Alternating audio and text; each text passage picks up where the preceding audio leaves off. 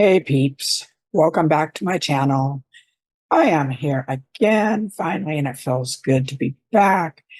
I think I'm going to talk a little bit about the way I actually write today in terms of not organize, but make the most of my time. So if that sounds interesting to you, pull up a chair, subscribe to the channel, like this video if you would, and we'll get started.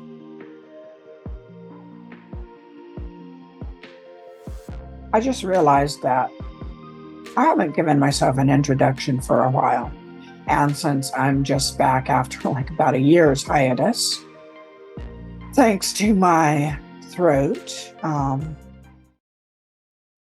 it's about time for that. I am Yasmine Galenorn. I am a New York Times, USA Today, and Publishers Weekly bestselling author of over 100 books. I've been writing since I was born, basically. I knew I wanted to be a writer when I was 3.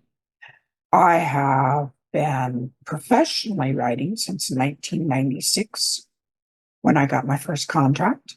I wrote for New York for 20 years, traditional publishing. And then in 2016, I switched over to indie to give myself some more room and more freedom. So that's who I am. I'm an intuitive writer. I've got a series on intuitive writing, in fact. And I am also, I have a chronic illness. I have MCAS, which I'm finally think I'm getting into remission. I love cats. I'm married, no kids. I am a shamanic witch and have been since I was 19. And I am 63 now, so that's a long time. So, yeah, there's a wide variety of things I like to talk about, as my current subscribers tend to know. Anyway, so let's get going here. Just a little chat to catch you up on this past week. And first, yes, my latte of the day is sugar-free vanilla caramel almond milk triple shot. I make it at home on my own espresso machine. For a while, I had to quit drinking coffee, and those were the saddest years. I really, really missed it. And now that the MCAS is receding a little bit, I am able to have my coffee again, and that is one simple joy that I am ever grateful for. Sometimes the little things in life are what carry us through. So this week has been fairly good. I've been doing a lot of writing. I may be pushing the release date of Weaving Winter ahead into the first week or so of July, only to give myself enough time to make sure it's exactly how I want, so I can build on that book for the next 2 books. It's a trilogy, of course. It's part of a trilogy. And I've never written trilogies before. I've written many series, several of them very long. I've stopped series short before when the sales plummeted, but I've never set out to write an actual trilogy. And it's been an interesting shift in my mindset. It's like taking the whole story and dividing it into 3. With a series, with my series that I write, almost every book has its own story, and then it's usually part of an overall series arc. With a trilogy, I know a little bit more about the whole story than I do when I'm writing just a regular series. And I have to sort of mentally go, it needs to break in 2 places that are natural and that finish a subplot, but yet have it fascinating enough for them to want to move on to the next book in the trilogy. In other news this week, kitties are fine. We're supposed to have thunderstorms off and on this weekend. I'm hoping that they avoid our area. I really don't want to lose power again. We lose power here so easily. And I want a wired generator on the house, except it costs about 11,000 bucks here. So I need some more books before I do that. Oh, other news. I have put up in my own store only, because I do have my own store where I sell my ebooks, the Fury Unbound collection, books 1 through 5 in one bundle. And there's a bit of a discount. So you won't be paying for 5 separate books on that. No, it is not in print. It will not be in print. I couldn't afford to sell it if it were in print. Oh, yes. I am running a Chintz and China sale until the 22nd, I believe, in my own store. All Chintz and China books, which are ebooks again, don't buy them thinking they're print. They are 20% off if you use the code Chintz20, and I will put that in the description box. But you only have till the 22nd to take advantage of it. And those are paranormal cozies, kind of. Cozies with bite. I've never been a cozy person, and even though I wrote them for Berkeley, who wanted them to be cozy, my editor was constantly saying, I see the dark Yasmine has come out to play. And I'd be like, oh, yeah, can't help it.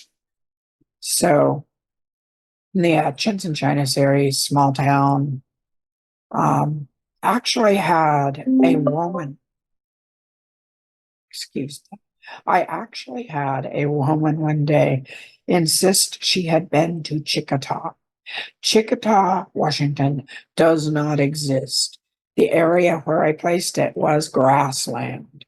I don't know if it's been developed since then, but she was positive she had been to Chickasaw, Washington, where Emerald lived. And I was like, that's fiction. There's no town by that name. I made the name up. I checked online. It's it's kind of weird when people do that. But I guess it's a testament to how real my books feel for people. So in a way, it's a compliment. I'm choosing to take it as that. My summer contest will be opening on the 21st on my blog, and I will put a link to it when it opens up on the 21st. So you'll probably want to get in on that and enter to see if you can win. Got a wonderful basket of goodies for you guys for that. Can't really think of anything else. So on to the main subject of this video.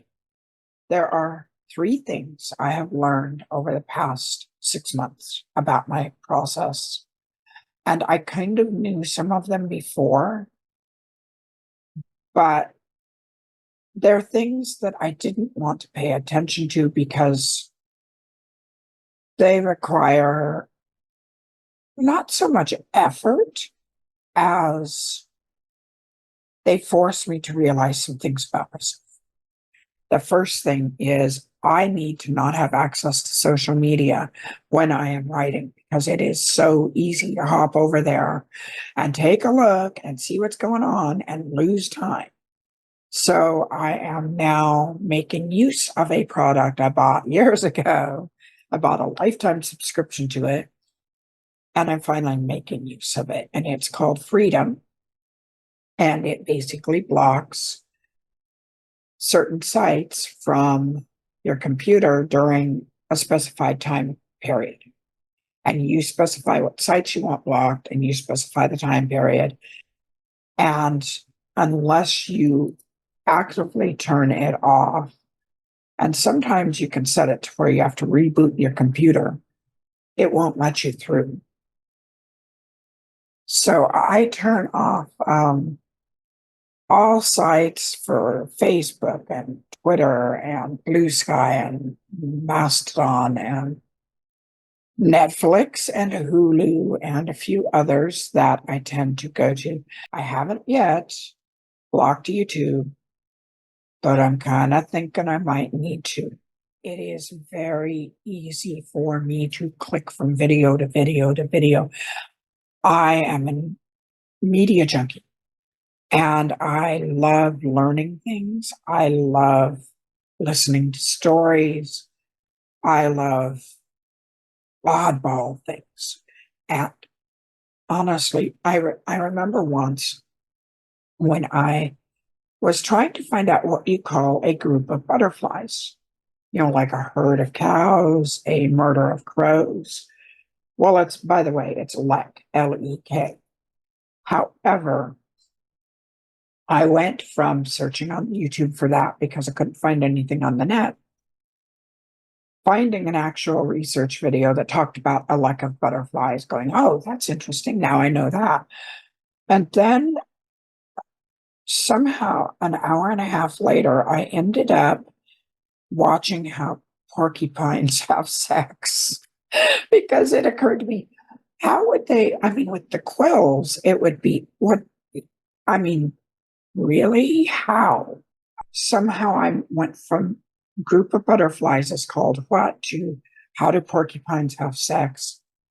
And then on to some other video that I saw about animals. And 2.5 hours after I had started looking up for the butterflies, I was deep, deep in the input hole. I mean, just soaking up massive amounts of useless information. I suppose, I mean, honestly, people won't play Trivial Pursuit with me. And I almost was on Jeopardy once because I qualified for it, except I got terribly sick and couldn't make it. But that's my nature. It's like I'm fascinated by odd facts, by trivia, by learning something new. And so YouTube is very problematic for me. I love it. It's one of my favorite sites, actually. And yet it eats into my writing time. So I am probably going to be adding YouTube to Freedom pretty soon, but I'm still holding out. That's the one side I'm holding out on because I know that if I find it works, it's going to tell me something. Sometimes it's hard when you don't want to know something that you kind of know. If you know, but you don't want to know. The second thing that I do to help my writing, to help my productivity, is time blocking. I used to try and write things down on the calendar, on my planners in terms of hourly, right during 9 a.m. to 12 noon, then take a break, then write from, so forth. But I get up at different times each day. I don't get up at the same time every day. I don't always have a good night because of the MCAS. Sometimes I need more sleep. Sometimes I need less. Sometimes something will happen in the morning that I have to take care of first. So I've started doing what I'm calling time blocking. It's a very common practice, but I didn't realize that it would help me as much as it does. So instead of going, I need to write between 9 a.m.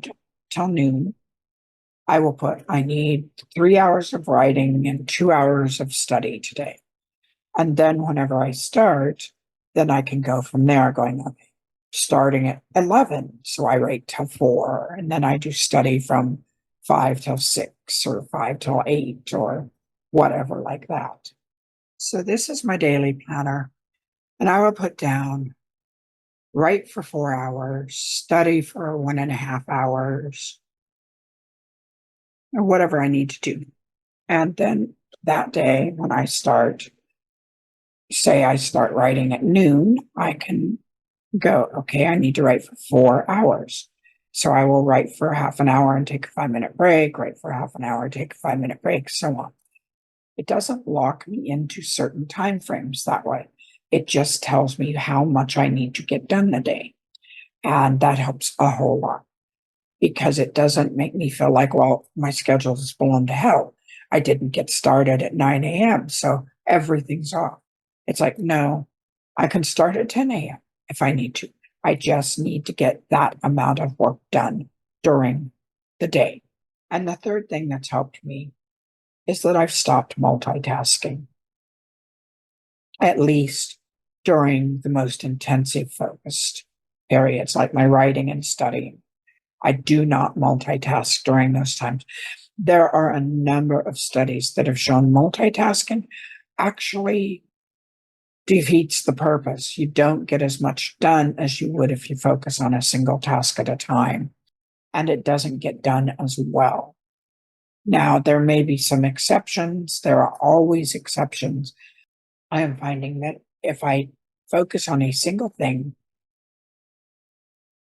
I will get done faster and the task will be done better.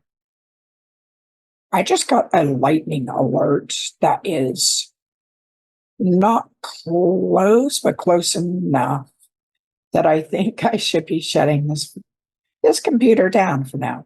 So I'm going to end this video really quick going, yeah, I use freedom, block out all the social media sites, time blocking, and I stopped multitasking. And going to do a real quick wrap up here. I hope you have a lovely week. See Kiersey and Ellie over there snuggled up. They are such big floofs. And I will talk to you next week. And I hope that even though this had a really quick wrap up, that it helps. Talk to you later. Bye-bye.